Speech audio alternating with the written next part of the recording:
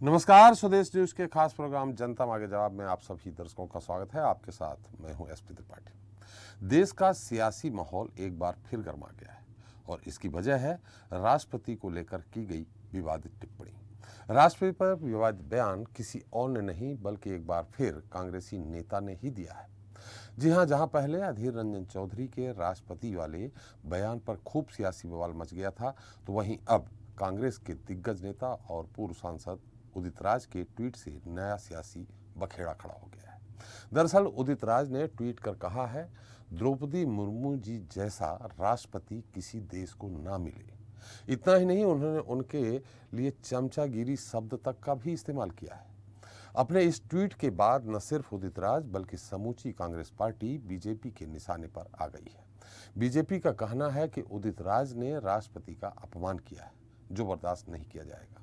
इतना ही नहीं, भारतीय जनता पार्टी ने कांग्रेस पर आदिवासी विरोधी होने का भी आरोप जड़ा है। वैसे विवाद बढ़ने के बाद भी उदित राज अपने बयान पर कायम है और वो ये भी कह रहे हैं कि ये उनका निजी बयान है, इसका कांग्रेस पार्टी से कोई लेना देना नहीं। हालांकि उदित राज के इस बयान को लेकर कांग्रेस पार्टी की ओर से अब तक कोई दलील नहीं आई। ऐसे में कई सवाल भी उठ रहे हैं। बड़ा सवाल तो यही है कि क्या कांग्रेस भी उदित राज के इस बयान से सहमत है। खैर, मुद्दा राष्ट्रपति के अपमान से जुड़ा है। साथ ही इस मामले में जिस तेजी से सियासत ने जोर पकड़ा है, ऐसे में जनता मांगे जवाब पर अब चर्चा इसी को लेकर होगी। आज के मुद्दे नमक, नफा और नुकसान।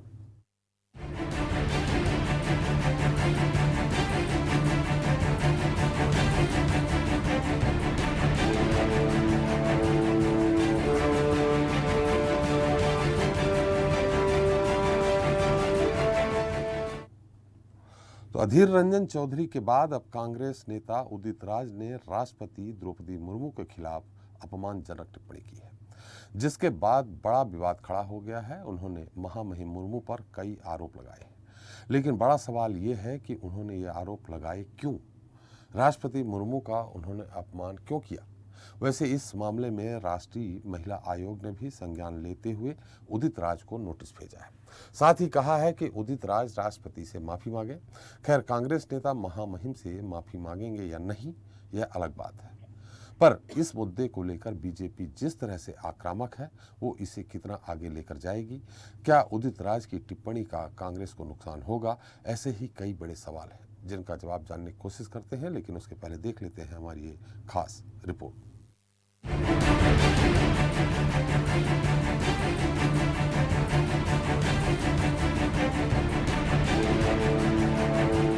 गुजरात में देश का 74% नमक बनाया जाता है। ये कहा जा सकता है कि सभी देशवासी गुजरात का नमक खाते हैं। राष्ट्रपति द्रौपदी मुर्मू का उनके गुजरात दौरे के दौरान दिया ये वो बयान है जिस पर एक कांग्रेस नेता के ट्वीट ने देश की सियासत को गरमा दिया है। दरअसल कांग्रेस के दिग्गज नेता उदित राज ने राष्ट्रपति द्रौपदी मुर्मू पर विवादास्पद ट्वीट करते हुए कहा कि द्रौपदी मुर्मू जी जैसा राष्ट्रपति किसी देश को ना मिले। इतना ही नहीं, उदित राज ने महामहिम पर चमचागिरी का आरोप लगाते हुए ये भी लिखा कि चमचागिरी की भी हद है। कहती हैं 70% लोग गुजरात का नमक खाते हैं। खुद नमक खाकर जिंदगी जिए तो पता चलेगा। अपने इस ट्वीट के बाद उदित राज और कांग्रेस बीजेपी के निशाने पर है। पार्टी प्रवक्ता संबित पात्रा का कहना है कि कांग्रेस नेता उदित राज द्वारा राष्ट्रपति मुर्मू के लिए इस्तेमाल किए गए शब्द चिंताजनक और दुर्भाग्यपूर्ण है। इसके अलावा पात्रा ने ये भी कहा कि ये पहली बार नहीं है जब उन्होंने इस तरह के शब्दों का इस्तेमाल किया है। कांग्रेस के अधीर रंजन चौधरी ने भी किया है। ये कांग्रेस की आदिवासी विरोधी मानसिकता को दर्शाता है। पात्रा के साथ ही बीजेपी प्रवक्ता शहजाद पूनावाला ने भी जोरदार पलटवार किया है। उदित राज जी जो कांग्रेस के नेता है, जिस प्रकार के शब्दों का प्रयोग उन्होंने महामहिम राष्ट्रपति आदरणीय द्रौपदी मुर्मू जी के लिए किया है, वो चिंताजनक और दुखद है, अशोभनीय है। और कोई पहली बार कांग्रेस पार्टी ने इस प्रकार के शब्दों का प्रयोग महामहिम राष्ट्रपति जी के लिए किया हो, ऐसा भी नहीं। इससे पहले अधीर रंजन चौधरी जी ने जिस प्रकार के शब्दों का प्रयोग राष्ट्रपति जी के लिए किया था, वह भी हमने सुना था। ये कहीं न कहीं कांग्रेस पार्टी की मानसिकता को दर्शाता है। इसका सम्मान करने के बदले बार बार कांग्रेस पार्टी ने उन्हें अपमानित करने का काम किया है और कांग्रेस पार्टी इसी प्रकार की मानसिकता दलित समुदाय, आदिवासी समुदाय के प्रति रखती है। इसीलिए उनके अधिकारों से उन्हें 70 वर्षों से वंचित रखा गया। उदित राज और कांग्रेस पर बीजेपी ने जोरदार हमला बोला है। हालांकि इसके बाद भी उदित राज अपने बयान पर कायम है। दरअसल उन्होंने अपने एक ट्वीट में लिखा है कि मेरा बयान द्रौपदी मुर्मू जी के लिए निजी है, कांग्रेस पार्टी का नहीं है। मुर्मू जी को उम्मीदवार बनाया, वो वोट मांगा आदिवासी के नाम से। राष्ट्रपति बनने से क्या आदिवासी नहीं रही? देश के राष्ट्रपति हैं तो आदिवासी की प्रतिनिधि भी। रोना आता है जब SC/ST के नाम से पद पर जाते हैं फिर चुप। आदिवासियों के बारे में, दलितों के बारे में कभी नहीं बोलती हैं और मैंने यह भी कहा कि ये चमचागिरी ही है। मैं सीधे संवाद उनसे कर रहा हूँ, एक आदिवासी दलित प्रतिनिधि के तौर पर, राष्ट्रपति के तौर पे नहीं। और जब मुर्मू जी को उम्मीदवार बनाया गया तो आदिवासी आदिवासी कहा गया, वोट लिया गया आदिवासी आदिवासी का, कि अभी भी आदिवासी राष्ट्रपति कहते हैं। तो उनकी एक पहचान राष्ट्रपति के तौर पर, वहाँ मैं सम्मान करता हूँ। लेकिन जहाँ तक हमारे प्रतिनिधि हैं, हम उनसे सवाल करेंगे। एक और उदित राज अपने बयान पर कायम है तो दूसरी ओर बीजेपी उनके साथ ही कांग्रेस पर हमलावर है। वैसे इन सब के बीच बड़ा सवाल ये है कि उदित राज ने ऐसे वक्त में राष्ट्रपति पर विवादित टिप्पणी क्यों की? जब कांग्रेस खुद को मजबूत करने के लिए भारत जोड़ो यात्रा निकाल रही है, क्या उदित राज के इस बयान से कांग्रेस को नुकसान और बीजेपी को फायदा होगा, या जो जैसा चल रहा है वैसा ही चलता रहेगा? आने वाले समय में ये देखना अहम होगा। ब्यूरो रिपोर्ट, स्वदेश न्यूज। तो जनता मांगे जवाब में आज के मुद्दे पर चर्चा करने के लिए हमारे साथ उत्तर प्रदेश से जुड़ रहे हैं बीजेपी नेता गौरव मिश्रा जी हैं, मध्य प्रदेश कांग्रेस प्रवक्ता मिथुन अहिरवार जी हैं, गुजरात से आप नेता लालेश ठक्कर जी हैं, साथ ही स्टूडियो में मौजूद हैं राजनीतिक विश्लेषक आशीष दुबे जी और स्वदेश न्यूज के मैनेजिंग एडिटर। साथ ही हमारे साथ गुजरात से ही पराग पंचाल जी हैं जो आपके प्रवक्ता भी हैं।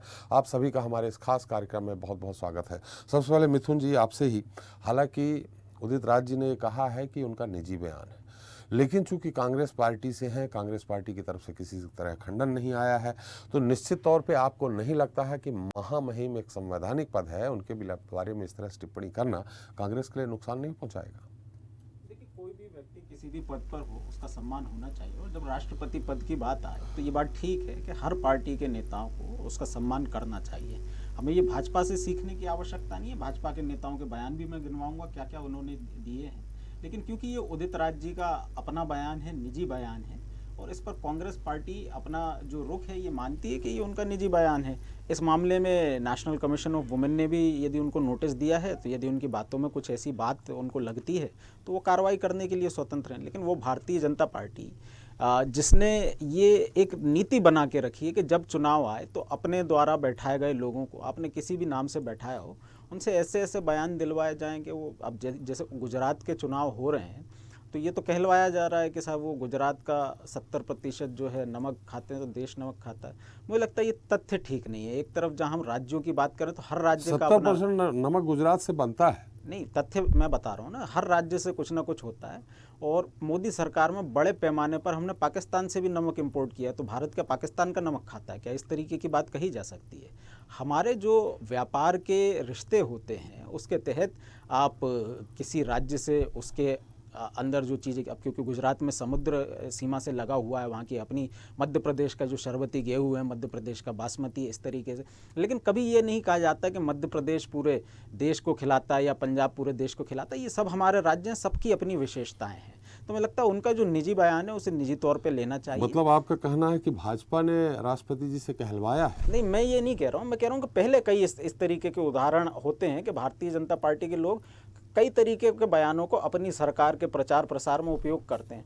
यदि ये संवैधानिक पद पर बैठे हुए लोगों की बातों को सही मानते ही हैं तो सतपाल मलिक जो रोजाना बयान देते हैं उनकी बातों को भी फिर ठीक मांगना चाहिए। राज्यसभा सदस्य इनके सुब्रमण्यम स्वामी जो कई समय से, लेकिन यहाँ जहाँ जो आदिवासियों का विषय भाजपा ला रही है, उदित राज जी ने भी अपनी इस बात को स्पष्ट किया कि वे एक राष्ट्रपति हैं, एक महिला, उस नाते में तो सम्मान करता हूं, लेकिन भारतीय जनता पार्टी चमचागिरी जैसे शब्द का उपयोग किया है साहब। बिल्कुल गलत शब्द है। और कांग्रेस पार्टी का इस बयान से कोई लेना देना नहीं। कांग्रेस पार्टी इस बयान को सही नहीं मानती और ये उनका निजी बयान है। ठीक उसी तरीके से जैसे नरेंद्र मोदी जी किसी महिला को 50 करोड़ की गर्लफ्रेंड कहते हैं, उन्होंने तो निजी बयान भी नहीं बताया, पार्टी का अधिकृत है। कभी किसी महिला को शूर्पणखा बोल देते हैं, उन्होंने निजी बयान नहीं बताया, भाजपा के साथी बताएं ये निजी बयान है कि उनका अपना बयान है। भारतीय जनता पार्टी की जहाँ तक आदिवासियों को काम करने की बात होती है, तो अभी मतलब 1.5 महीने पहले हमने देखा कि मध्य प्रदेश में एक आदिवासी समाज के विधायक का कुर्ता इन्होंने फाड़ दिया। जब उन्होंने एक यात्रा शुरू की तो पुलिस से दोबारा उनका कुर्ता फाड़ा कि तुम्हारी तो बेइज्जती हम इनने ऐसे ही फाड़ा करेंगे। कि पुलिस ने फाड़ा? देखिए, पुलिस को भी आप भाजपा ही बोलेंगे क्या? देखिए पुलिस किसके अंडर काम कर रही है? पुलिस तो भाजपा के निर्देशों पर ही काम करती है ना। भाजपा के साथी बता दें कि पुलिस इनके निर्देश पर काम नहीं करती क्या? तो मध्य प्रदेश में यदि कानून व्यवस्था की स्थिति भाजपा की, तो भाजपा ही वो काम कर रही होगी। लेकिन जब आदिवासी समाज की बात आती है, मेरे भाजपा के साथी जो है, मैं चुनौती देता हूं, अगले 1 घंटे इस कार्यक्रम में है, भारतीय जनता पार्टी ने आदिवासी समाज के लिए क्या किया वो जरा बता करके जाएं। हमने उनको आरक्षण दिया, उनके लिए आयोग बनाए, उनके लिए SC/ST एक्ट बनाया, उनके लिए स्कॉलरशिप की व्यवस्था की, उनको जिस पैमाने पर भी चीज़ों की व्यवस्था की जा सकती है उनको आगे बढ़ाने का काम किया। वहीं इनकी मंत्री उषा ठाकुर कहती हैं कि तुम लोग दुर्गम इलाके पर रहते हो, तुम तक विकास नहीं पहुंचाया जाता, यदि विकास की धारा में आना चाहते हो तो शहरों में आओ, जंगल को छोड़ दो, जमीन को छोड़ दो। जिसको आदिवासी अपना ईश्वर मानता है, तो आदिवासियों का दमन तो ये लोग करते हैं। जब आदिवासियों को वोट लेने पहला होते हैं, राष्ट्रपति आदिवासी भाजपा ने ही दिया। नहीं तो वोट दिया ना, महिला। लेकिन भाजपा की भाषा क्या है? जब ये किसी को राष्ट्रपति बना देते हैं तो वो सर्व अधिकार संपन्न राष्ट्रपति हो जाता है। अभी गुना में एक महिला को जिंदा जला दिया गया आदिवासी समाज की, क्या उनका कोई बयान आया? अभी मध्य प्रदेश जो है आदिवासी अत्याचार में नंबर 1 पर है, उनसे मार्गदर्शन लेना चाहिए। शिवराज सिंह चौहान जी को क्या वो मार्गदर्शन देंगे? ये बातें तो नहीं आती। हाँ, लेकिन जब कांग्रेस पार्टी के लोग इन्हीं समाज के लोगों को आगे बढ़ाते हैं, अभी मल्लिकार्जुन खड़गे, राष्ट्रपति कह देना, ये भी आप सही मान रहे हैं? नहीं, हमने सही नहीं माना, ये उनका बयान ठीक नहीं है, ये कांग्रेस पार्टी का बयान नहीं है। और जिस दिन भारतीय जनता पार्टी के लोग अपने बयानों के लिए माफी मांगेंगे तो कांग्रेस पार्टी भी मांगेगी। जो कोई शूर्पणखा कह देता है, कोई अभी इनके गोपाल भार्गव जी ने कह दिया आरक्षण के खिलाफ हमेशा इन लोगों के बयान आते हैं, तब आदिवासियों का सम्मान कहां चला जाता है? इस बात का भी मोहन भागवत कहते हैं कि आरक्षण को पुनर्विचार होना चाहिए, सुमित्रा महाजन कहती हैं आरक्षण पर पुनर्विचार होना चाहिए, और तब इन लोगों के ये आदिवासियों का मर्म कहां जाता है? और जो दलित आदिवासियों की बात आती है, जब कांग्रेस पार्टी किसी दलित को ये मौका देती है कि वो राष्ट्रीय अध्यक्ष का चुनाव लड़ ले, तो उसको ये चमचा बोल सकते हैं, उसको ये रिमोट कंट्रोल बोल सकते हैं, वो ठीक है। लेकिन इनके द्वारा ये प्रचार यदि किया जाता है कि किसी आदिवासी को हम दे रहे हैं, उस पर कोई टिप्पणी किया जाता है, तो कांग्रेस पार्टी का अधिकृत बयान नहीं है। लेकिन भारतीय जनता पार्टी को भी चाहिए कि अपने बयानों पर भी माफी मांगे। गौरव जी, आप उत्तर दे दीजिए, मैं कोई सवाल नहीं करूंगा, लेकिन इन्होंने बहुत सारे सवाल खड़े किए, शूर्पणखा से लेके बहुत सारी चीजें। अगर कांग्रेस पार्टी की तरफ से खंडन नहीं आया है तो भाजपा ने भी उस दौरान कोई खंडन नहीं किया था। गौरव जी। त्रिपाठी जी, देखिए, कांग्रेस पार्टी एक माइंडसेट है, और वो माइंडसेट जो है वो शोषक और शोषण का है। ये पूरे देश को एक तरह से गुलाम बना करके शासन करने वाली पार्टी रही है, और जो जमीन से ऊपर उठता है, जो समाज का सबसे पिछड़ा व्यक्ति रहा है, जिसको आज भारतीय जनता पार्टी के सरकार के रिजिम के दौरान अवसर मिल रहा है ऊपर आने का, आगे आने का, वो कहीं ना कहीं कांग्रेस पार्टी को पच नहीं रहा है। उसके पेट में तमाम दर्द होने शुरू हो गए हैं। एक बात ये कहते हैं कि कांग्रेस पार्टी का अधिकृत बयान नहीं है, वही कांग्रेस पार्टी के तमाम दिग्गज नेता, चाहे वो अजय जी की बात करें, चौधरी जी की बात करें, या फिर उदित राज जी की बात करें, इन सब के बयान एक जैसे लगते हैं और एक जैसा ही बयान देते हैं। एक दलित महिला, एक आदिवासी महिला जो संघर्षों से ऊपर उठ करके अपने 2 पुत्रों को खोया है, जिसने केवल संघर्ष किया और ईमानदारी से अपने जीवन को जिया, अपने राजनीतिक पूरे जीवन कालखंड को जिया, उसको उन्हें ये अपमानित करने का काम बार बार इनके दिग्गज नेता करते हैं। ये साफ बताता है कि इनका माइंडसेट आज भी वही है और उससे ये बाहर नहीं आ पा रहे हैं। रही बात सुपर्णखा की, तो जो जैसा सुपर्णखा का व्यवहार करेगा उसे वैसा सुनना पड़ेगा। लेकिन मैं पूछना चाहता हूं, आदरणीय राष्ट्रपति जी पूरे देश की राष्ट्रपति हैं, उन्हें केवल एक समुदाय विशेष से जोड़ करके देखने का काम उदित राज जी कर रहे हैं, और कहीं ना कहीं उनका क्षोभ, निजी क्षोभ, या कांग्रेस पार्टी का जो पूरा एक विचारधारा है, उस विचारधारा के आधार पर अपमानित करने का और बार बार अपशब्दों के इस्तेमाल करने का जो काम कर रहे हैं, ये बहुत ही दुर्भाग्यपूर्ण है। मुझे लगता है इससे बचना चाहिए। इससे इनकी छवि नहीं निखरेगी, बल्कि इनकी असली सच्चाई जनता पहले भी जानती है और बेहतर तरीके से समझ रही है त्रिपाठी।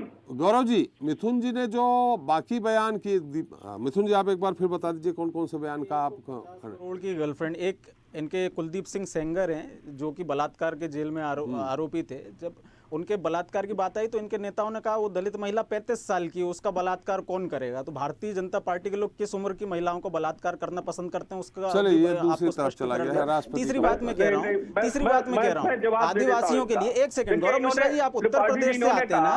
योगी आदित्यनाथ जब दलितों के घर जाते हैं, आदिवासियों को घर जाते हैं, पहले उनके यहाँ साबुन बंटवाया जाता है कि पहले आप नहा लो, आपसे बदबू आती है। बोले इतने विश्वसनीय चैनल पर बैठ करके इतना सफेद झूठ बोल रहे हैं। नहीं, वो सफेद झूठ की तो आदत आपकी है, हुआ है, आपकी आदत है, आपकी आदत। अगर ये प्रमाण नहीं दे सकते हैं तो इसकी बात विवाद होगा बीच में, तो ना उनकी आवाज जाएगी दर्शकों तक, ना आपकी जाएगी। मिथुन जी चलिए, इसमें आप क्या सोचते हैं, आपका क्या कहना है? आप त्रिपाठी जी, मैं आपके माध्यम से इनसे पूछना चाहता हूं कि पाकिस्तान से भारत ने नमक इंपोर्ट कब किया? मोदी जी ने कब इंपोर्ट किया? 2017 से 2019 तक किया गया है आपकी सरकार के दौरान। नहीं तो झूठ बोलना पता कर लीजिए, झूठ बोलना पता कर लीजिए। पाकिस्तान से गन्ना भी मंगाया आपने 1 रुपए कम में, ताकि यहाँ के किसानों को रेट ना पहुंचे। मोस्ट फेवर्ड नेशन का दर्जा कांग्रेस पार्टी ने दिया था, वो भाजपा ने नहीं दिया था, आपकी सरकार ने दिया था। और सारा मलाई मोदी जी वहाँ बिरयानी खा के आए, आप अपनी बात पूरी कह लीजिए, मुझे पूरी बात आने दीजिए। 26/11 होता है और डेजियर का आदान प्रदान होता है। हमारे यहाँ से जहाज उड़ता है और बम गिरा करके आता है। चलिए गौरव जी, अभी तो राष्ट्रपति जी का और बयानों को लेकर के मामला है। बिल्कुल, आप गुजरात में ये सब हुआ है, गुजरात से ये सारी राजनीति उठी है और आप दावा कर रही है कि इस बार सरकार हम ही बनाएंगे, यानी कांग्रेस को ही नुकसान आप पार्टी करेगी। ललेश ठाकर जी हैं हमारे साथ और हमारे साथ पराग पंचाल जी हैं। सबसे पहले पराग जी, आपसे जानना चाहूंगा आपका क्या स्टैंड है, आप पार्टी का इस मुद्दे पे? बहुत बहुत शुक्रिया सर, आज मुझे इस डिबेट में आमंत्रित करने के लिए।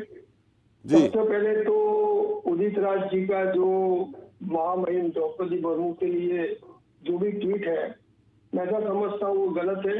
राष्ट्रपति का पद जो है सर्वोच्च होता है और उसका आपको ऑनर करना चाहिए, चाहे वो किसी भी समाज से हो। राष्ट्रपति जी होते हैं, पूरे देश के मुखिया होते हैं, is the first person of the nation. और इस प्रकार की बयानबाजी हमेशा कांग्रेस भी करती है और भाजपा भी करती है।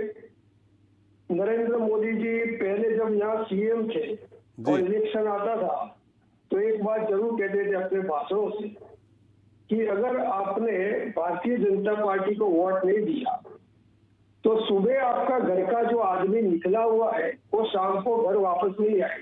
ये कब उन्होंने बयान दे दिया, कब बयान दे दिया? ये आपके उनके पुराने वीडियो जब सीएम थे तब आप देख लेना। तो इन लोगों ने क्या है, पहले कांग्रेस ने किया, भारतीय जनता पार्टी है भाई, भूख और भ्रष्टाचार की इनका राजनीति है, डर का माहौल खराब करके रखा हुआ है। सुदर्शन जी भागवत जी अभी बता रहे थे कि देश के लघुमती को हिंदुओं से घबराने की जरूरत नहीं है। भाई लघुमतियों ने कब कहा कि हम घबरा रहे हैं हिंदुओं से?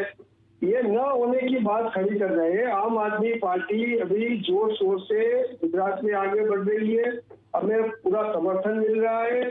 जो मिडिल क्लास है, लोअर मिडिल क्लास है, निचला का जो हमारा वर्ग है, उसमें से हमें बहुत बड़ा समर्थन मिल रहा है। समर्थन की बात नहीं है, मैं तो पहले ही बोला कि आम आदमी पार्टी विकल्प बनने की दावा कर रही। मैं तो इस बयान को लेकर आपसे सवाल कर रहा हूँ। सर आप आगे सुनिए और ये गौरव जी को भी सुनना चाहिए। हमारी बढ़ती हुई लोकप्रियता को उछलने के लिए हर रोज ये राष्ट्रपति जी की बात करें, चलो ये तो बात गलत है उनके बिना, लेकिन इनके जो गवर्नर्स है और खास करके दिल्ली में एमजी सक्सेना जी वो क्या कर रहे हैं?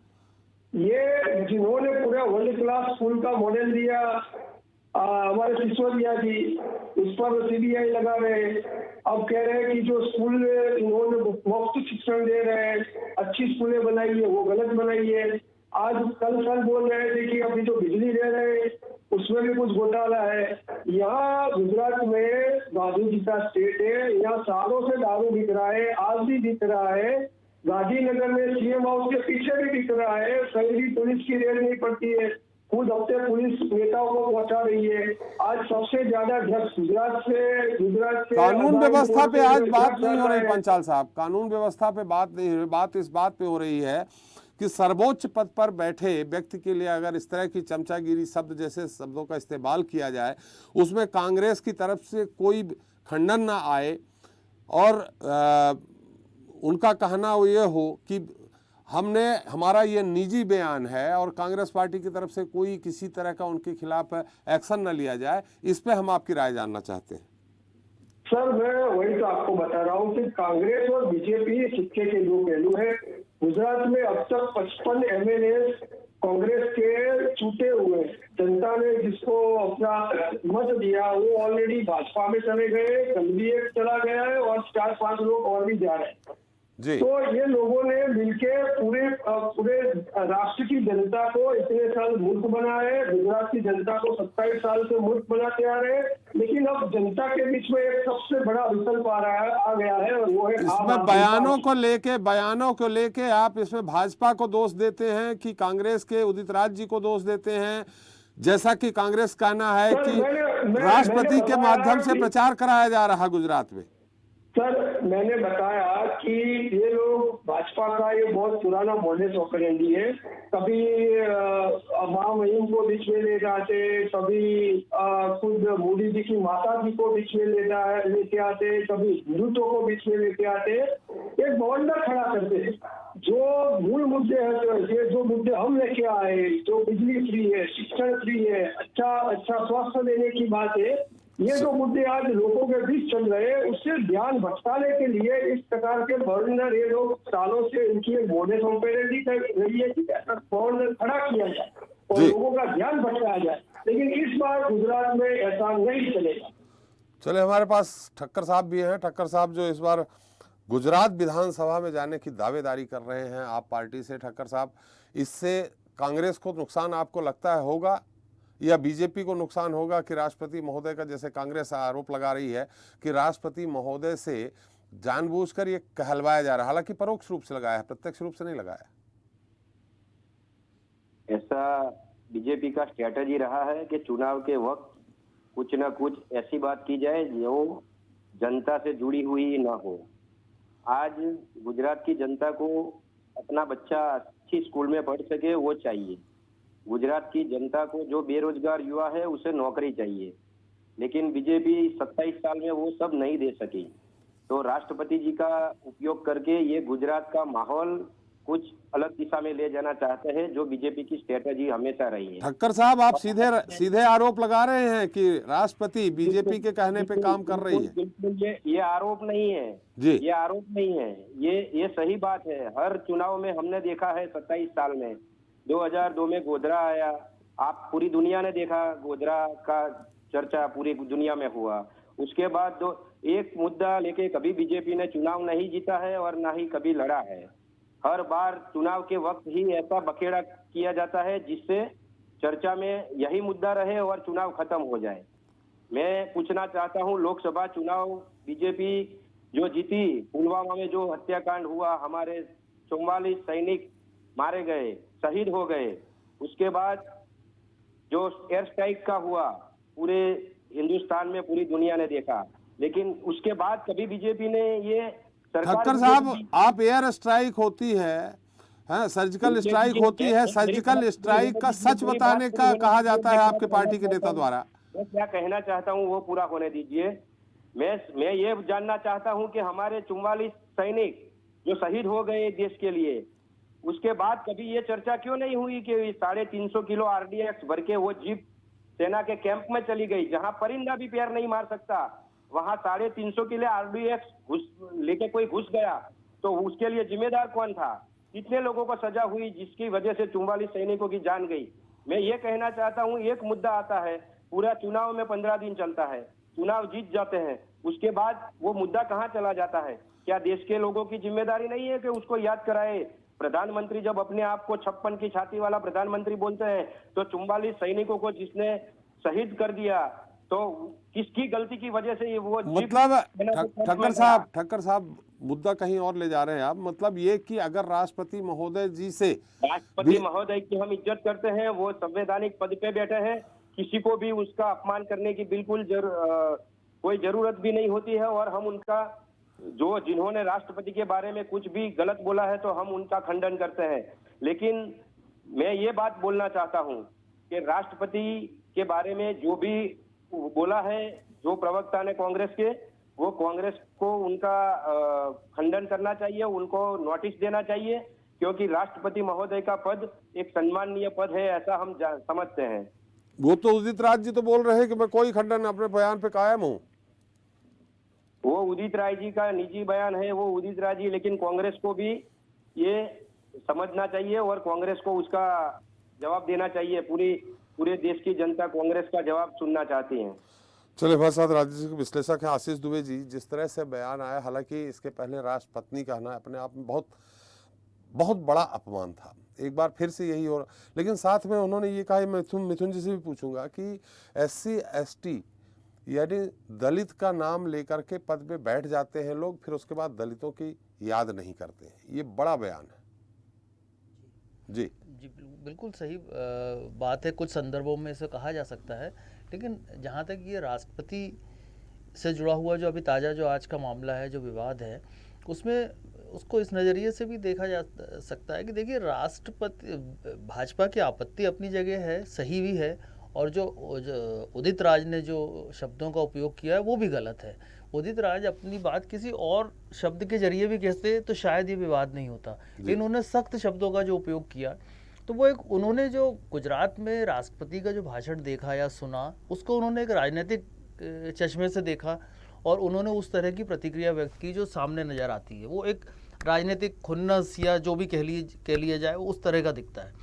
लेकिन एक बात और भी है कि जो महिला से जोड़ के इस मामले को देखा जा रहा है या एक वर्ग विशेष से जोड़ के देखा जा रहा है, तो एक समय के बाद इन चीज़ों को या एक किसी पद के बाद इन चीज़ों को इस तरह से नहीं भी देखा जाना चाहिए या इस तरह का रिवाज भी बंद होना चाहिए। देखिए, वो राष्ट्रपति हैं, देश की है, सर्वोच्च है, सेना की कमांडर हैं, वो खुद ही हर चीज़ के लिए मतलब हर चीज़ की इंचार्ज हैं, एक तरह से कह सकते हैं, सब कुछ वो हैं। तो उसमें उस पद के किसी व्यक्ति को किसी वर्ग विशेष से जोड़ना या इस तरह से देखना भी थोड़ा सा ठीक नहीं, क्योंकि वो पद अपने आप में सर्वोच्च है, तो उसको उस तरह से नहीं बांटा जा सकता कि वो महिला किस वर्ग से हैं या वो महिला हैं।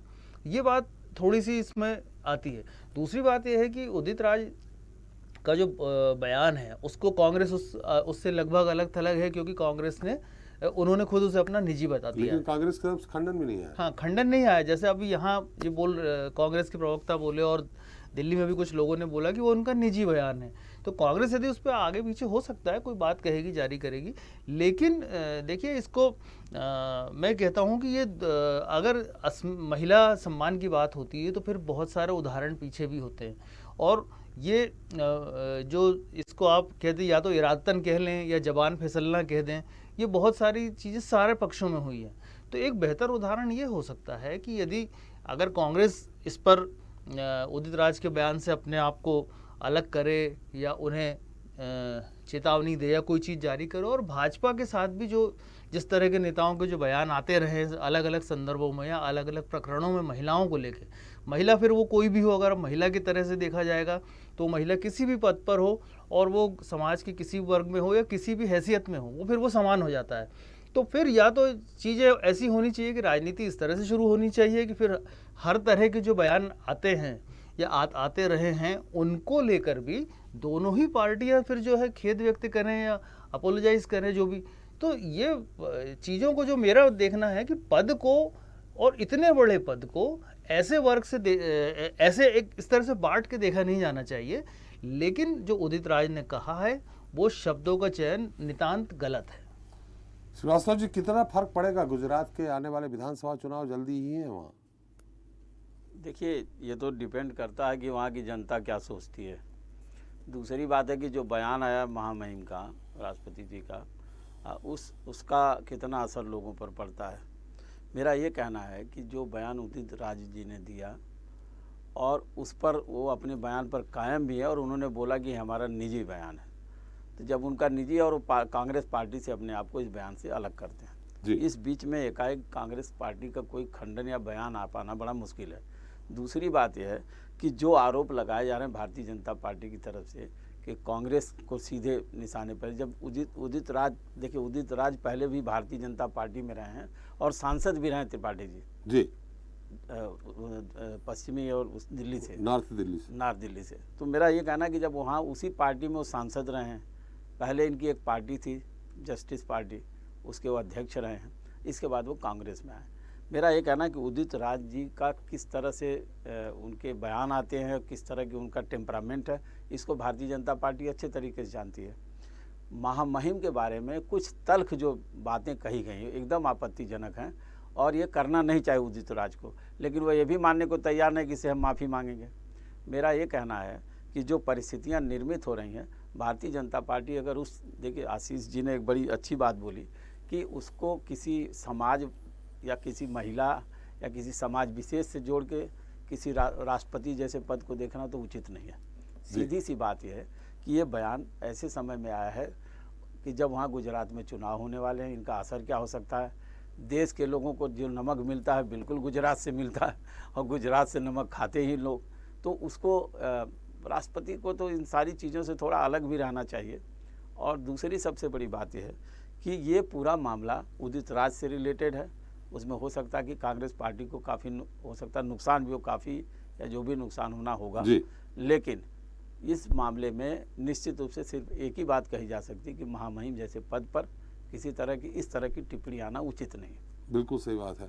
मिथुन जी आपके पास आ रहा हूँ एक बार। गौरव जी, जो आपके हमारे प्रवक्ता और आपके नेता ने, ठक्कर साहब ने और पंचाल साहब ने जो आरोप लगाया है, उन्होंने कहा भाजपा को सीखना चाहिए, भाजपा को सुनना चाहिए और जब भी चुनाव आते हैं तो भाजपा इसी तरह से कोई मुद्दे उठाती है जिसके कारण सारे जो जनहित से जुड़े मुद्दे हैं एक तरफ हो जाते हैं और ये मुद्दे ज्वलंत हो जाते हैं और उनके मार्फत वो चुनाव जीत लेती है। गौरव जी। त्रिपाठी जी, देखिए आम आदमी पार्टी का जनहित से जुड़ा जो मुद्दा है वो दारू है। कैसे दारू में भ्रष्टाचार किया जाए, कैसे दारू को परोसा जाए, कैसे युवाओं को पथभ्रष्ट किया जाए, उसमें पूरा शोध और पूरा विशेषज्ञता हासिल है आम आदमी पार्टी को। भारतीय जनता पार्टी किसी अवसर को राजनीतिक लाभ या हानि के अवसर के रूप में नहीं देखती है। आज का जो विषय आपने चुना है बहुत महत्वपूर्ण है। देश के महामहिम राष्ट्रपति के विरुद्ध एक अपमानजनक टिप्पणी कांग्रेस पार्टी का एक नेता करता है, वो भी शीर्षस्थ नेता करता है, और उसका विरोध भी भारतीय जनता पार्टी न करे और उस पर प्रश्न चिन्ह उठाया जाए, ये बहुत दुर्भाग्यपूर्ण है। त्रिपाठी जी, देखिए कांग्रेस पार्टी ने इन नेता को आपने ही उंगली पकड़ के शीर्षस्थ में सांसद बनाया था। नहीं, देखिए त्रिपाठी जी, देखिए देश के सेना अध्यक्ष को अपमानित करने का काम कांग्रेस का नेता करता है, उनको सड़क का गुंडा कहने का काम कांग्रेस के नेता करते हैं। महामहिम राष्ट्रपति जी को इसके पहले चौधरी जी राष्ट्रपत्नी शब्द से संबोधित करने का काम करते हैं। अजय जी अपमानित शब्द का प्रयोग करते हैं। ये किस प्रकार की मानसिकता को दर्शाता है आप समझ सकते हैं। ये कहीं ना कहीं इनको पच नहीं रहा है और जिस तरीके से महामहिम ने अपने चुनाव में पूरी तरह से इनके स्ट्रक्चर को ध्वस्त कर दिया, इनके अपने सदस्य भी इनसे बाहर जा करके हमारे उम्मीदवार को, एनडीए के उम्मीदवार को वोट दिए राष्ट्रपति के चुनाव में। आज वही स्थिति उत्पन्न हो रही है और देखिएगा जिस तरीके से इन्होंने अपमानित करने का काम किया है, इनके लोग फिर इनके इसी कृत्य से नाराज होंगे और इनके खिलाफ खड़े होंगे। मुझे लगता है कि भारतीय जनता पार्टी ने एक बहुत संवेदनशील विषय को उठाया है और देश में इस तरह के परंपरा को पनपाने का, इस तरह की परंपरा को आगे बढ़ाने का सर्वथा विरोध होना चाहिए और सबको विरोध करना चाहिए। लेकिन इस विरोध की आड़ में कुछ ऐसे तर्क देना जो कुतर्क हो, जो न्याय संगत न हो और उसको एक तरह से ढाल के रूप में प्रयोग करना, यह दुर्भाग्यपूर्ण है अन्य दलों के लिए। त्रिपाठी जी। मिथुन जी, एक बात जो आशीष जी ने भी कही है, आपके उदित राज जी ने भी बात कही कि दलित होने का फायदा उठा करके उच्च पदों पे तो बैठ जाते हैं, चाहे अनुसूचित जाति के हों चाहे अनुसूचित जनजाति के। हालांकि उदय राज जी भी इसी समुदाय से आते हैं और फिर उसके बाद उनकी सुध नहीं लेते। तो ये तो सबके लिए उन्होंने कहा। देखिए बीजेपी की बात अलग है, कांग्रेस में यही होता रहा है, आज भी दलितों की आप भी मानते होंगे कि स्थिति बहुत ही दयनीय है, चाहे आदिवासी हों, बड़े बड़े नेता बाबू जगजीवन राम से लेकर के आपके यहाँ शुभान सिंह सोलंकी तक रहे हैं। मध्य प्रदेश की स्थिति की बात कर लीजिए, क्या आपके यहाँ भी यही नहीं कि समुदाय का होने का फायदा उठा करके उच्च पद पे बैठ जाते हैं और फिर अपने ही लोगों को भूल जाते हैं? मिथुन जी, तो जाति और जनजाति तक को ही इसमें रिस्ट्रेन क्यों किया जा रहा है? ये तो किसी भी वर्ग के लिए कहा जा सकता है। नहीं, उन्होंने कहा है चूंकि आपके उदित राज जी ने कहा है कि बड़ा दुख होता है जब दलित होने का फायदा उठा के उच्च पदों पे बैठ जाते हैं फिर उनको भूल जाते हैं। ये उन्होंने ट्वीट किया है, इसलिए मैंने आपसे सवाल किया। आपका प्रश्न बिल्कुल ठीक है। मैं ये बात कह रहा हूँ कि उन्होंने जो बात कही वो इसी कॉन्टेक्स्ट में बात कर रहे थे कि यदि राष्ट्रपति होने के बाद यदि आपको ये कहना पड़े कि 70% नमक गुजरात का देश खा रहा है और उसमें आप दूसरी जगहों को ना इन्वॉल्व करें, जब आदिवासियों पर लगातार अत्याचार बढ़ रहे हैं, निर्वस्त्र कहीं किया जा रहा है, कहीं मारा जा रहा है, तो वहाँ भी जब आप आदिवासी होने के नाते आते हैं तो फिर उस वर्ग के लिए बात करने की भी आपकी जिम्मेदारी होती है। और भाजपा के साथी जो हमारी बड़ी बड़ी बातें कर रहे थे, हमने इतने अधिकार दे दिए, देखिए एक तथ्य मैं बताता हूँ। इससे पहले भी दलित राष्ट्रपति रहे, ये बात ठीक है, आदिवासी पहली बार बने, लेकिन जब दलित राष्ट्रपति रहे तो जो राष्ट्रपति के अधिकार हैं उनको वो अधिकार मिलते रहे।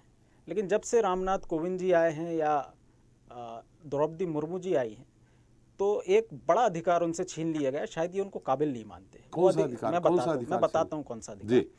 इससे पहले राष्ट्रपति तीनों सेनाओं का पदेन अध्यक्ष हुआ करता था जी। अब इन्होंने एक नया पद सृजित किया, चीफ ऑफ डिफेंस स्टाफ, मतलब तीनों सेनाओं का जो अध्यक्ष होगा वो चीफ ऑफ डिफेंस स्टाफ होगा। क्या ये आदिवासियों को काबिल नहीं मानते कि वो उन सेनाओं को हेड कर सकते हैं? तो ये जब आप बड़ा अधिकार छीनते हैं तो ये संशय भी आता है, ये शक आता है कि क्या आप उनको काबिल नहीं मानते और क्या केवल वोटों के लिए, वोटों के ध्रुवीकरण के लिए ऐसे लोगों को पद पर देते हैं? पूरे अधिकार उनके इंटैक्ट रखने चाहिए थे।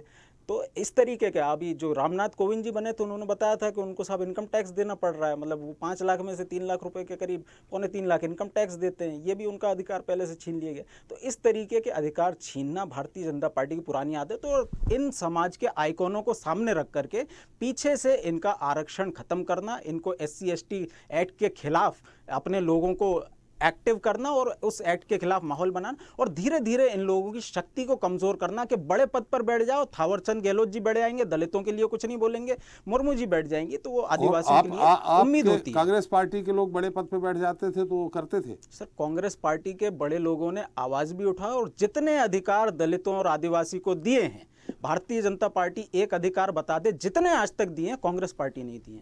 पूछ लेता हूँ गौरव जी, कौन से अधिकार दिए हैं आप आदिवासियों को, ये दलितों को? त्रिपाठी जी, इससे बड़ा मजाक क्या होगा इस देश के साथ कि 70 वर्ष तक दलितों के, गरीबों के, सुदूर आदिवासी क्षेत्रों में लोगों के खाते तक नहीं खुले थे। 43 करोड़ खाते खोले गए 70 वर्ष के बाद। इससे बड़ा मजाक क्या हो सकता है? जो सबसे लंबे समय तक देश के अंदर में शासन करने वाली पार्टी थी, शौचालय तक नहीं बने थे, लोगों को पक्के मकान और गैस के चूल्हे तक नहीं मिले थे, तो वो क्या बात करेंगे? भारतीय जनता पार्टी की यह सर्वस्पर्शी सरकार ही है जो कि देश के सबसे कमजोर व्यक्ति को सिर्फ उनके जीवन को ऊपर नहीं उठाने का काम कर रही है, अपितु राजनीतिक क्षेत्र में भी उनको शीर्ष पदों पर ले जाकर के बैठाने का भी काम कर रही है और पूरा देश इस बात को नतमस्तक होकर के स्वीकार कर रहा है। लेकिन ये बुर्जुआ समाज के लोग जो शोषण करना केवल जानते थे, उन्हें ये पचता नहीं है, उन्हें ये बिल्कुल सुहाता नहीं है, इसलिए इस तरह के बयानों का सहारा लेते हैं। क्योंकि ये वही लोग हैं, जब इमरजेंसी के दौरान इंदिरा जी के खिलाफ मुकदमा चल रहा था तो जज को धमकी आती है कि अगर खिलाफ में फैसला हुआ तो आपकी पत्नी करवा चौथ नहीं देख पाएंगी। ये तो सौभाग्य दुर्भाग्य से उनकी पत्नी 2 महीने पहले ही दिवंगत हो गई थी और उन्होंने बयान भी दे दिया। जो देश की किसी भी संस्था को मानता ना हो, यदि उसके मर्जी की बात नहीं हो रही है तो वो किसी व्यक्ति, किसी संवैधानिक पद को स्वीकार करने के लिए तैयार ना हो। ऐसी मानसिकता का इलाज समय स्वयं कर रहा है और बखूबी कर रहा है, सभी चुनाव में करेगा। अभी सिर्फ 2 प्रदेश में है, उसमें भी ये हाशिए पे चले जाएंगे, आप देखते रहिए। चलिए गौरव जी, लेकिन ये उचित है कहना किसी को सुरपखा बोल देना, किसी महिला को, किसी में लोग 10 करोड़ की गर्लफ्रेंड बोल देना, ये कहाँ तक उचित है? सुपर्णखा किसको बोला गया? जो जैसा कृत्य करेगा उसका रिजेम्बलेंस उसके व्यवहार में दिखेगा और उसका रिजेम्बलेंस उसके व्यवहार में दिखा और किसी का नाम तो नहीं लिया, किसी का नाम लेकर के तो इस शब्द का प्रयोग नहीं किया गया था, लेकिन यहाँ तो बाकायदे नाम लेकर के आरोप लगाया जा रहा है और इस तरह की बात की जा रही कि किसी देश का राष्ट्रपति न हो ऐसा। और बाकायदे दलित आदिवासी को कोसा जा रहा है।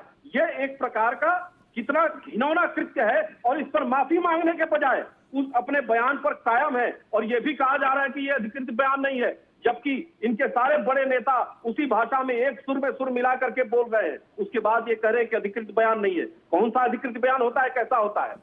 त्रिपाठी जी। जी जी जी ठक्कर साहब मेरी आवाज आ रही? आ रही है जी। गौरव जी कह रहे हैं कि जो कभी आज तक नहीं हुआ, 2014 के बाद दलित समुदाय के लिए भारतीय जनता पार्टी ने क्या बैंक खाता खोलने की बात करे, हालांकि वो शायद भूल गए उज्ज्वला योजना के तहत। इस तरह मोदी जी की जो भी योजनाएं हैं, अनाज वितरण से लेकर के खाद्यान्न वितरण से लेकर बहुत सारी, वो दलित समुदाय के लिए बहुत कुछ किया है भाजपा ने। अभी ये बयान पे चर्चा हो रहा है, मैं ये पूछना चाहता हूँ गौरव जी से। जी। अभी किसान आंदोलन हुआ था जी, उसमें केंद्र सरकार ने एक कमेटी बनाई थी जो हत्याकांड हुआ था जी। एक लड़के ने एक गाड़ी लेके किसानों के ऊपर जानबूझकर डाल दिया, 4 किसानों की मौके पे हत्या कर दी और कमेटी ने रिपोर्ट दिया कि हाँ उसी लड़के ने किया था जो थार गाड़ी लेके आया था। वो लड़का देश के गृह मंत्री अभी जो चालू है उसका लड़का है जी। आप क्या साबित करना चाहते हैं? आप देश को कैसा शासन देना चाहते हैं? एक बयान पे आपको इतनी आपत्ति है, होनी चाहिए, राष्ट्रपति जी पे आया है, लेकिन आपकी सरकार भी क्या कर रही है इस देश में? जो लड़का 4 किसानों की हत्या कर देता है, रोड पे हत्या कर देता है, उसका बाप आज देश का गृह मंत्री बना हुआ है। क्या तपास करेगा कोई तपास कमेटी करने वाला? क्या न्याय देगा उस लड़कियों को? मैं ये बताना चाहता हूं कि भाजपा की सरकार भी इस देश में अभी क्या कर रही है, ये कांग्रेस और बीजेपी वाले दोनों मिलके इस देश को गुमराह कर रहे हैं। जब चुनाव आता है, अभी हम ये यूपी में भी क्या हुआ, प्रियंका गांधी ने जाके किसको फायदा पहुंचाया पूरा देश जानता है। प्रियंका गांधी ने यूपी में जाके योगी जी को फिर से सीएम बनाने का काम किया और आज भी गुजरात में ये हो रहा है। वो कैसे आप कह सकते हैं? कांग्रेस गुजरात में वो कैसे कह सकते हैं आप? तो आज बीजेपी को सपोर्ट कर रही है क्योंकि आम आदमी पार्टी जब सरकार बनाने जा रही है तो ये कुछ नया मुद्दा लाएंगे। मैंने उत्तर प्रदेश में भी आप बना रहे थे सरकार, क्या ठक्कर साहब? वाले उसको काउंटर करेंगे। आप तो हम नसीब वाले हैं कि आपने आज हमें डिबेट में बुलाया। गुजरात के मीडिया वाले तो बीजेपी ने उसको क्या दिया है ये हम नहीं जानते, लेकिन गुजरात वाले तो आम आदमी पार्टी को डिबेट में भी नहीं बुलाते। आप गुजरात के हर चैनल में कोई भी डिबेट में आम आदमी पार्टी को निमंत्रण भी नहीं मिलता। क्यों नहीं मिलता? क्योंकि आम आदमी पार्टी से आज कांग्रेस और बीजेपी दोनों डरे हुए हैं।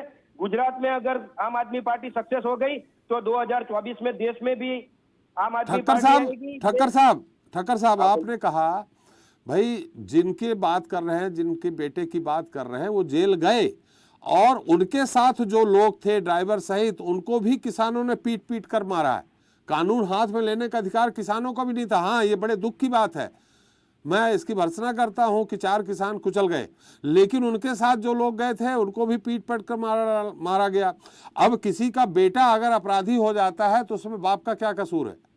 नहीं, क्या क्या कसूर है उसका बाप अगर पहले दिन से ये निवेदन देता है कि मेरे बेटे ने जो किया वो गलत है, उनका बाप उनके बेटे को बचाने के लिए हर कोशिश किया, पूरे देश ने देखा, पूरे देश के मीडिया ने दिखाया।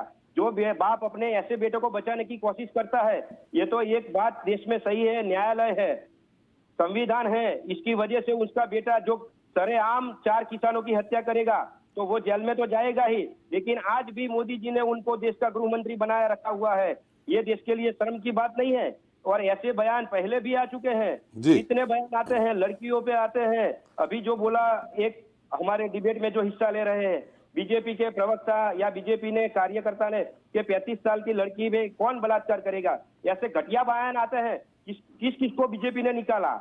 आज उदित राय ने जो बयान दिया है, हम उनकी निंदा करते हैं। कांग्रेस को उनको नोटिस देना चाहिए और सख्त कार्यवाही करनी चाहिए, लेकिन कांग्रेस और बीजेपी दोनों ने इतने सारे गलत बयान दिए हैं जो इस देश की लड़की को शर्मिंदा करे, जो इस देश को शर्मिंदा करे, लेकिन कोई एक्शन नहीं लेता है। 2 दिन तक डिबेट चलता है बस और चुनाव निकल जाता है। ये चुनाव जीतने के लिए हथकंडा है, मेरा ऐसा मानना है। चले पंचाल साहब, चलिए मैं मान लेता हूं आपकी सरकार बनेगी, लेकिन दूसरे नंबर पे कौन रहेगा, कांग्रेस या बीजेपी? दूसरे नंबर में जो कोई भी रहेगा, लेकिन आम आदमी पार्टी उतनी सीटें जरूर जुटा लेगी कि सरकार बना ले। आपकी लड़ाई किससे है, कांग्रेस से है कि बीजेपी से है? नहीं, मेरी राय किसी से भी नहीं है। जो ज्यादा सीटें दूसरे नंबर पे आएगी वो दूसरे नंबर पे रहेगा, लेकिन मैं परिवर्तन देख रहा हूँ। हम लोग यहाँ स्थानीय आदमी है, हम लोग हर रोज घूमते हैं, डोर टू डोर प्रचार करते हैं, संवाद करते हैं, गारंटी कार्ड बेचते हैं। इस प्रकार का रिस्पॉन्स हमें शहर में भी मिलता है और गांव में भी मिलता है।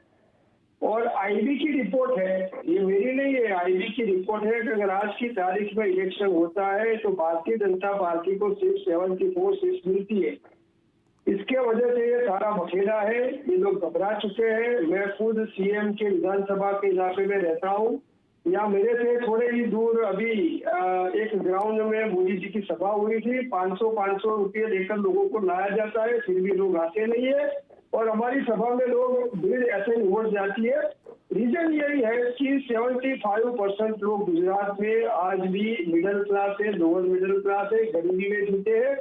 हालांकि ये मीडिया और दूसरे तीसरे लोगों की वजह से हिंदू मुस्लिम करके इन्होंने जू करके 27 साल तक यहाँ राज किया है और इनको इतना बड़ा करने में सबसे बड़ा हाथ कांग्रेस का है। लेकिन अब जो जनता जनार्दन है वो सब कुछ देख चुकी है। इस बार इनका कोई भी हथकंडा चले ऐसा नहीं है। इसलिए ये एक ना एक इस तरह के बवंडर खड़ा करते हैं।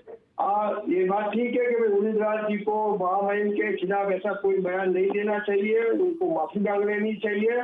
लेकिन मैंने कहा ना कि जिजू 5 साल में इनका एक मॉडल ऑपरेंडी रहा है। 5 साल में ये अपने विकास दिखाएंगे कि हमने विकास किया, लेकिन विकास के पीछे उनका भ्रष्टाचार होता है। फिर जैसे इलेक्शन नजदीक आएगा, आखिरी महीना बाकी रहेगा, ये अपने पुरानी पीच पे आ जाएंगे, हिंदू मुस्लिम वाली पीच पे आ जाएंगे। चलिए, लेकिन पंचाल साहब ये तो बता दीजिए कि आईबी की रिपोर्ट आपको किसने दे दी? पंचाल साहब, आईबी की रिपोर्ट किसने दे दी आपको? आज आपको पता नहीं सर, यहाँ आईबी की रिपोर्ट आई जो थी, जो अलग अलग सोशल मीडिया के माध्यम से आई थी, उसके हिसाब से मैं बता रहा हूँ। फिर एक और रिपोर्ट आती है, दूसरी रिपोर्ट भी आती है, उसमें फिर भारतीय जनता पार्टी की व्हाट्सएप यूनिवर्सिटी है, वो आम आदमी पार्टी की सिर्फ 2 सीट बता रही थी, 2 सीट आ रही। तो एक तरफ आप सोशल मीडिया को सही बता रहे हैं, एक तरफ सोशल मीडिया को आप गलत बता रहे हैं। एक तरफ बोल रहे हैं सोशल मीडिया में आईबी की रिपोर्ट आ गई, दूसरी तरफ सोशल मीडिया में ही 2 सीटें बता रहे हैं।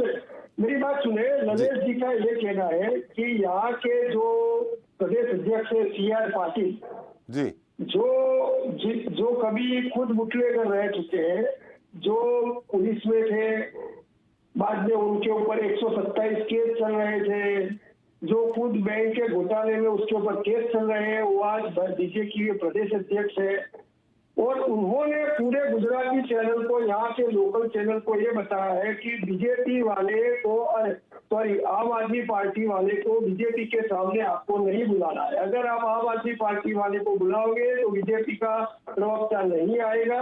अभी एक कॉन्क्लेव में, टीवी लाइव कॉन्क्लेव में एक पत्रकार ने उनको स्टेज पे यही सवाल पूछा कि भाई आप क्यों इन प्रवक्ताओं को पेश नहीं करना चाहते, तो उन्होंने बताया कि हमारे प्रवक्ता आके जो उनके कैबिनेट कक्षा के जो नेता होते हैं, डिबेट में बैठे, उनको भ्रष्टाचारी बोलते। अरे भाई, आप भ्रष्टाचार करोगे, आप हर साल रोड में, इंफ्रास्ट्रक्चर में भ्रष्टाचार। चलिए पंचाल साहब, बहुत काफी समय हो गया। पंचाल साहब, आपने बहुत सारी चीजें कह दी है, उत्तर भी ले ले, चूंकि समय सीमा है एक हमारी। गौरव जी उत्तर दे दीजिए, फिर हम अपने राजनीतिक विश्लेषक के पास जाते हैं। गौरव जी उत्तर दे दीजिए। यहाँ आम आदमी पार्टी पंजाब का परिणाम जो था वो लाने जा रही है, ऐसा हमारे दोनों हुई आपके नेता पंचाल साहब प्रवक्ता और आपके नेता ठक्कर साहब कह रहे हैं। देखिए, मुंगेरी लाल के हसीन सपने देखने का अधिकार आम आदमी पार्टी को है जी। पंजाब का रिपीटेशन जो ये गुजरात में सपना देख रहे हैं वो लगातार चूर होता जा रहा है। जिसके घर भोजन करने जा रहे हैं वही छोड़ करके मोदी जी की रैली में जाता है और इनकी सच्चाई को उजागर करता है और बताता है कि किस तरीके से ये लोग खरीदने का काम कर रहे हैं लोगों को। और जहां कांग्रेस का वैक्यूम है, उस वैक्यूम को भरने का काम आम आदमी पार्टी करने का काम कर रही है। यद्यपि उसमें भी इनको सफलता नहीं मिलेगी, बहुत लंबा समय नहीं है, चुनाव होने दीजिए, दूध का दूध पानी का पानी हो जाएगा। इनके नेता काशी में भी आए थे चुनाव लड़ने के लिए मोदी जी के खिलाफ, और क्या हश्र हुआ, जमानत बचा नहीं पाए। वही दशा एक बार में कोई नेता नहीं बनता, घिसते घिसते बनता है। घिसते घिसते वही बनता है परिणाम भाई। फिर होने वाला है। उन्होंने मुख्यमंत्री को चुनाव भी हराया था, शीला दीक्षित जी को। भाजपा की 2 सीट की ये गुजरात है, ये गुजरात है। गुजरात में एक मिनट ठक्कर साहब, पंचाल साहब, उनकी बात आ जाए पूरी। पार्टी की अनवरत वहाँ सरकार चल रही है। पंचाल साहब बात आ जाए उनकी, गौरव जी की।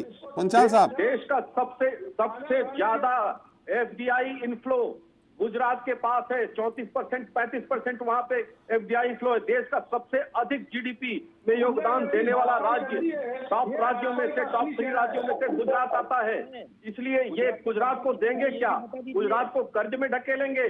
गुजरात में दारू की नदियां बहाएंगे। सबसे अधिक इन्होंने अगर गुजरात में बात की है तो शराब की बात की है। जिस शराबबंदी की ये बात करते थे दिल्ली में शराब की नदियां बहा दी, पूरे पंजाब को शराब के नशे में झोंक दिया। अब गुजरात टारगेट है, क्योंकि चलिए घोटाले करने हैं और अपने लिए धन उगाही करना है। गौरव जी दुकान अपनी चला सके। निश्चित तौर आरोप की बात है, लेकिन आपके साथ मिलकर अकाली दल ने, शिरोमणि अकाली दल ने पंजाब में सरकार बनाई थी, लोग उड़ता पंजाब बोलने लगे थे। वहां भी नशे का कारोबार जबरदस्त हो रहा था। ये बात अलग है कि रिकॉर्ड में नहीं है। यहाँ अभी मनीष सिसोदिया जी पे अभी आरोप सिद्ध नहीं हुआ है। गौरव जी, आप आरोप जरूर लगा रहे हैं। खैर, आशीष जी, इस पूरे मुद्दे पे आपकी टिप्पणी का आखिर ये मुद्दा कहाँ तक जाएगा, बीजेपी कहाँ तक ले जाएगी, और अगर ले जाती है तो क्या ये मुद्दा आम जनता तक पहुँचेगा? देखिए, ये निश्चित तौर पर जो अभी जो शुरुआती तौर पर बीजेपी के नेताओं के जो तेवर दिखते हैं, वो गुजरात चुनाव में इस मुद्दे को भुनाने की कोशिश की जाएगी। इसी और चुनाव देखिए दूर नहीं है। अभी बीजेपी का तर्क जरूर है कि अभी चुनाव घोषित नहीं हुए और ये, लेकिन 4 महीने के अंदर उसमें वहाँ चुनाव होना है। तो एक बार और भी कांग्रेस के नेता का बयान जो है, इसी तरह से गुजरात में जिसको पॉलिटिकली कहते हैं खेला गया था, बीजेपी ने खेला था उसे, और उसका फ़ायदा हुआ था। तो एक तो गुजरात में जो है तकरीबन 40-42 सीटें ऐसी हैं जो आदिवासियों के लिए सीटें, आदिवासी वहाँ पर फैसला करते हैं उस पर। तो वो बहुत महत्वपूर्ण बदलाव वहाँ पे मतलब एक असर डाल सकता है वो, कि बीजेपी यदि उसको चुनाव तक उसको पहुँचाने की कोशिश करती है वहाँ पे, क्योंकि उनकी लंबे समय सत्ता है, तो उनका अपना एक कॉर्डर है, हर जगह उनका एक सिस्टम है। तो यदि वो वहाँ पर ऐसा लाती है तो कांग्रेस के लिए डैमेजिंग हो सकता है। लेकिन कांग्रेस इसको किस तरह से आगे किस तरह से लेगी या किस तरह से अपना पक्ष वहाँ पे रखेगी, ये भी इस पर डिपेंड करेगा। लेकिन इस पूरे जो एपिसोड का सीधा सिलसिला जो है गुजरात के चुनाव से जुड़ता है। और आम आदमी पार्टी की जो स्थिति है, जो अभी आम आदमी पार्टी के लिए संघर्ष के काफ़ी अभी वहाँ पर समय है, लेकिन वो जो चुनाव है वहाँ पे वो बेसिकली अभी तो कांग्रेस और बीजेपी के बीच लगता है। तो इसलिए बीजेपी पूरी तरह से अटैक करके कांग्रेस को बैकफुट पर लाने की इस पे कोशिश करेगी। श्रीवास्तव जी, जैसा कि आम आदमी पार्टी का अगर पुराना इतिहास देखे, जब से हुई है, लंबा समय नहीं है, भाजपा को तो बहुत कम नुकसान, लेकिन कांग्रेस को बहुत ज़्यादा नुकसान। ये गुजरात में क्या गुल खिलाएगा, यहाँ कांग्रेस का मुद्दा बना हुआ है, और आम आदमी पार्टी चाहे बीजेपी का हो चाहे कांग्रेस को भुनाने का प्रयास करेगी, लेकिन ये कांग्रेस को कितना नुकसान करेगी?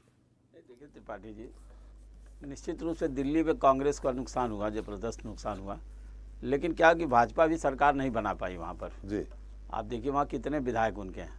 तो ऐसा नहीं है कि इस बात को एकदम आम आदमी पार्टी की बात को खारिज किया जाए। दूसरी बात यह है कि वहाँ पर सरकार बनाएगी या क्या पोजीशन होगी आम आदमी पार्टी गुजरात में, ये तो समय बताएगा। फिर भी पंजाब में भी लगभग यही देखिए, अकाली दल और भाजपा की क्या स्थिति रही। कांग्रेस की स्थिति तो खराब हुई, लेकिन इनकी भी स्थिति खराब हुई। तो ये देखिए डर जो है भारतीय जनता पार्टी को भी आम आदमी की पार्टी की उपस्थिति से वहाँ पर है। नहीं तो बहुत सारे मामले आप देख रहे होंगे कि सीधा टारगेट भारतीय जनता पार्टी अब आज की डेट में गुजरात चुनाव के चक्कर में आम आदमी पार्टी को बना रही है।